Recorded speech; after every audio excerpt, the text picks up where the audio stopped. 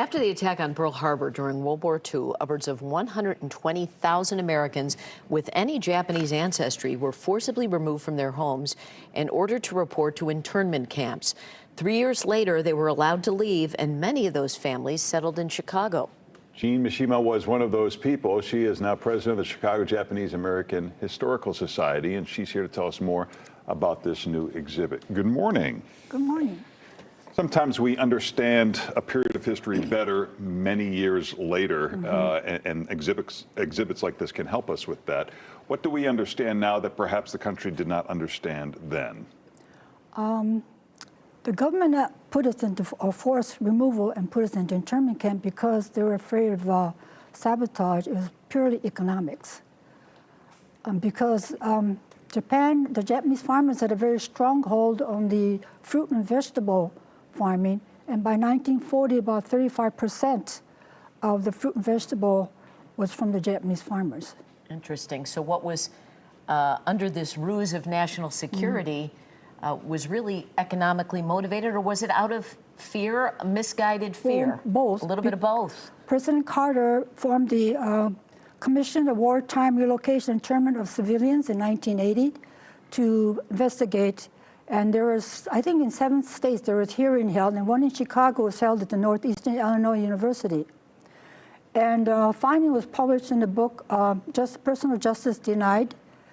And they found that the forced removal was war hysteria, poor political leadership, and race discrimination. And your family experienced that firsthand. What is that story? Well, I was 6 years old.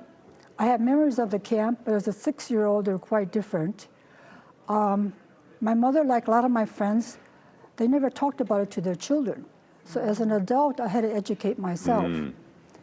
And when the congressional hearings came about, that's when people were more open. Yeah. Before they would say, well, when they met another Japanese person, what camp were you in? Yeah. But after the congressional hearing, people were more open to discuss it and discuss the trauma they experienced, the loss of freedom, loss of their property, loss of their dignity. Yeah.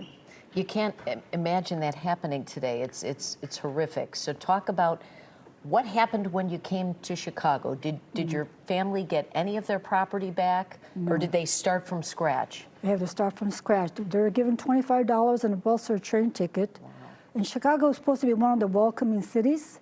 But when we came here, when a Japanese person tried to rent a place, if they say a vacancy or for rent, they would say it's already rented or already.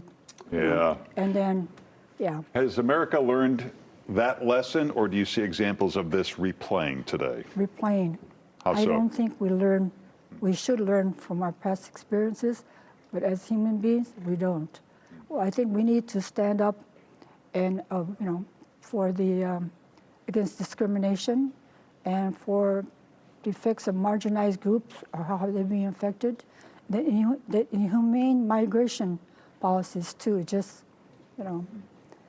I do a lot of presentations at schools and universities, and there's sometimes always surprised that there was an internment camp.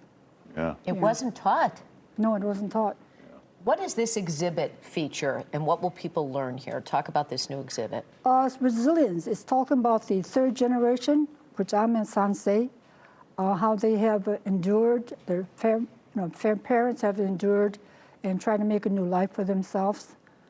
So. And you can see that exhibit now at the Illinois Holocaust Museum in Skokie. It'll be open till June the 1st. It'll close. It's been open since December. Yeah. So you want to make sure you get there. For more information, you can go to ilholocaustmuseum.org and get more information. Thank you so much for being here, Jean. Thank you very much for inviting me.